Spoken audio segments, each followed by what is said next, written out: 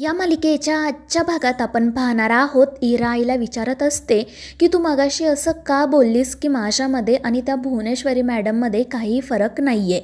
आणि त्यावर आई हसून म्हणते की अगं मग ते खरं आहे. आणि ते ऐकून इरा चिडून म्हणते की म्हणजे. तर आई तिला सांगू लागते की भुवनेश्वरी मॅडमला सतत असं वाटत असतं की प्रत्येकाने त्यांचंच ऐकावं आणि म्हणूनच त्या कोणाला ना कोणाला धारेवर धरत असतात. त्यांना असं वाटतं की सगळीकडे त्यांचा दबदबा कायम राहायला हवा. तुझंसुद्धा अगदी असंच आहे. तुला देखील असंच वाटतं की प्रत्येकाने तू जे म्हणशील ना तेच ऐकावं. आणि ते ऐकून इरा म्हणते की अगं मग यात चुकीचं काय आहे. भुवनेश्वरी मॅडमने इतकं मोठं साम्राज्य निर्माण केलं आहे.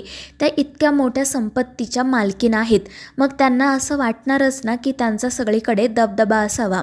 आणि समजा त्या मुळमुळीत राहिल्या, कोणाला काही बोलल्याच नाही, तर मग त्यांचं कोणी ऐकणार देखील नाही.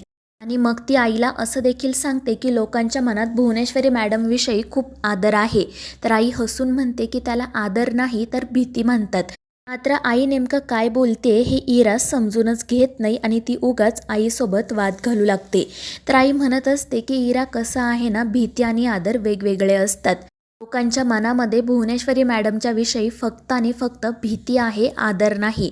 मात्र इरा काही समजून घ्यायला तयारच नसते. उलट ती भुवनेश्वरी मॅडमच किती ग्रेट आहेत हे आईला समजवण्याचा प्रयत्न करत असते.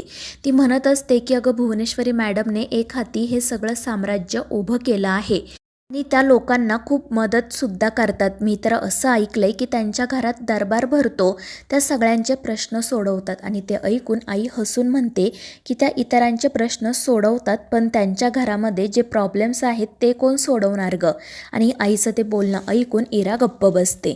दुसरीकडे दुर्गी भुवनेश्वरीला म्हणत असते की ताई, त्या मास्तरनीची हिंमत खूपच वाढत चालली. आता आपण तिला असा धडा शिकवायला हवा ना जो ती आयुष्यभर लक्षात ठेवेल. आणि त्याची व्यवस्थासुद्धा मी करून आलेच आहे. आणि ते ऐकून भुवनेश्वरी रागातच विचारते की नक्की काय केलं आहेस तू. मला न विचारता जर तू काही केलं असशील ना तर बघ, याद राख, मी तुला कायमचं गावाला पाठवून देईल. आणि ते ऐकून दुर्गी हसतच म्हणते की अगं ताई, असं काही होणार नाही. मी ना तुझ्यासाठी खजिनाच आणला आहे. आणि मग त्यानंतर भुवनेश्वरीला ती तिच्या मोबाईलमधील अक्षराचा आणि तिच्या मित्राचा व्हिडिओ दाखवते.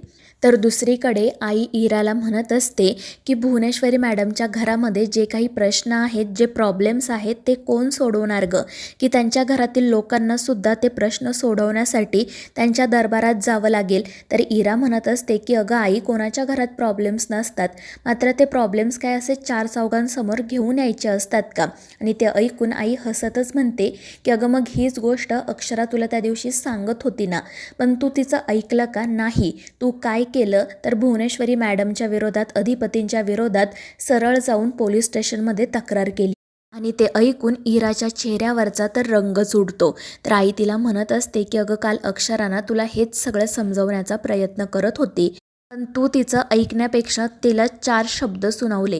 तर इरा निर्लज्जपणे म्हणत असते की मी जे काही केलं ना ते ताईच्या भल्यासाठीच केलं. तर आई म्हणत असते की अगं खरं आहे, मात्र यामुळे तिला किती त्रास झाला बघितलंस ना तू.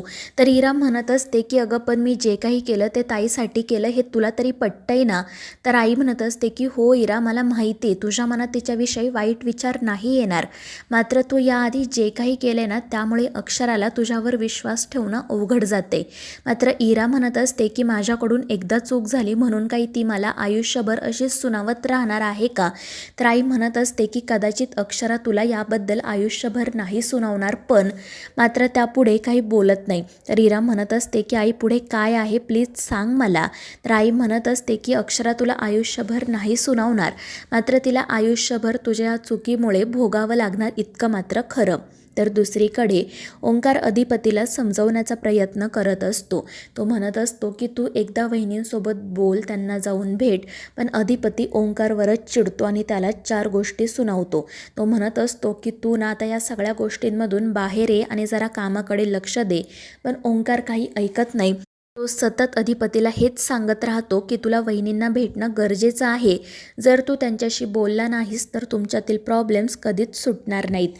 तर दुसरीकडे आई इराला लोकांची बोटं तोडून त्यांची माळ गळ्यात घालणाऱ्या दरोडेखोराची आणि गौतम बुद्धांची गोष्ट सांगत असते. ती इराला म्हणत असते की त्यावेळी गौतम बुद्धांनी त्या दरोडेखोराला सांगितलं की तुझ्यामध्ये अजूनही थोडी दया शिल्लक आहे. तू योग्य त्या मार्गावर आलास तर तुझ्या आयुष्याचं कल्याण होईल. आणि ती गोष्ट ऐकून इरा तर खालीच मान घालते. तर आई तिला म्हणत असते की इरा, तुझ्यावर आणि अक्षरावर आम्ही सारखेच संस्कार केले आहेत, मात्र कधी कधी तू आमचे संस्कार विसरतेस. आणि ते ऐकून इरा म्हणते की आई, तू उगाच काहीतरी बोलू नको. मात्र आई म्हणत असते की इरा, जर खरंच आम्ही तुझ्यावर जे संस्कार केले आहेत ते तू विसरली नसतीस ना, तर कधीच असं म्हणाली नसती की मी जर ताईच्या जागी असते ना तर त्याच घरात राहिले असते, कधीच ते घर सोडलं नसतं. आणि ते ऐकून इरा म्हणते की अगं पण तो माझा निर्णय आहे ना, मला जे वाटलं ते मी सांगितलं. तर आई म्हणत असते की अगं इथेच तर तू चुकलीस ना, अक्षरा त्या घरात कोणाकडे बघून राहणार होती. अधिपतींनी सुद्धा तिची साथ दिली नाही आणि म्हणून तिला नाईलाजाने ते घर सोडावं लागलं. मात्र तू ही गोष्ट कधीच समजून घेऊ शकत नाही. आणि त्या दोघींचं बोलणं सुरू असतानाच बाबा त्या ठिकाणी येतात. ते विचारत असतात की काय चाललं होतं तुम्हा दोघी माईलेकींचं. तर आई म्हणत असते की काही नाही, आम्ही भुवनेश्वरी मॅडमबद्दल बोलत होतो. पण इरा पटकन म्हणते की नाही, आम्ही भडंगाबद्दल बोलत होतो. आणि ते ऐकून बाबा विचारतात की नक्की कशाबद्दल बोलत होता तुम्ही दोघी. आणि त्यावेळी त्या दोघीही फक्त एकमेकींकडे बघत असतात.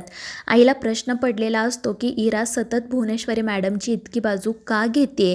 तर इरा देखील आईच्या या प्रश्नांमुळे घाबरलेली असते. काय उत्तर द्यावं हे तिला सुचत नाही. तर दुसरीकडे ओंकार अधिपतीला खूप समजावत असतो, पण अधिपती काही ऐकून घ्यायला तयारच नसतो. तो म्हणत असतो की आता तर आम्हाला असं वाटायला लागलंय की प्रेम भेटायची ओढ फक्त आमच्याकडून आहे. मास्तरीणबाईंना आमच्याबद्दल काही वाटतच नाही. जर त्यांना आमच्याबद्दल थोडं जरी प्रेम वाटत असतं ना, तर त्यांनी आईसाहेबांच्या विरोधात तक्रार केली नसती. आम्हाला भेटायला तर त्यांना वेळ नाही आहे, पोलीस स्टेशनमध्ये जायला बरा वेळ आहे. त्यांच्या काळजीपोटी आम्ही त्यांच्या घरी गेलो होतो, पण त्यांनी काय केलं, त्यांनी आमचं मन दुखवलं. आता तर आम्हाला असं वाटते की आम्हाला त्यांच्याबद्दल जे जे वाटत होतं ना, ते सगळं एकतर्फीच होतं, त्यांच्या बाजूने कधी काही नव्हतंच. आणि ते ऐकून ओंकारला वाईट वाटतं. तो अधिपतीचा हा गैरसमज दूर करण्याचा खूप प्रयत्न करत असतो. आणि त्याच वेळी फॅक्टरीमध्ये एक कार येते. ओंकार त्या कारकडे बघत असतो. तर अधिपती त्याला हेच सांगत असतो की मास्तरीणबाई आम्हाला कधीच भेटणार नाही आणि आता आम्ही देखील त्यांना भेटायचा प्रयत्न नाही करणार. त्यांना जे करायचं आहे ते करू दे. आणि तितक्यात ओंकार हसून म्हणतो की बघ वहिनी आल्या आहेत तुला भेटायला. पण अधिपती वैतागून म्हणतो की त्या फक्त आम्हाला स्वप्नातच भेटतात. तर ओंकार हसतच म्हणत असतो की अरे स्वप्नात नाही वहिनी, खरोखर आल्या आहेत. आणि त्यावेळी अक्षराच त्या कारमधून फॅक्टरीमध्ये आलेली असते. मदनच तिला घेऊन आलेला असतो. आणि अक्षराला साक्षात समोर बघून अधिपतीला तर खूप आनंद होतो. आणि मग त्यानंतर अक्षरा देखील आनंदानेच अधिपतीकडे जाते. तर मित्रांनो, या मालिकेच्या पुढील भागांमध्ये आपण पाहणार आहोत अखेर अक्षरा आणि अधिपतीची भेट होते.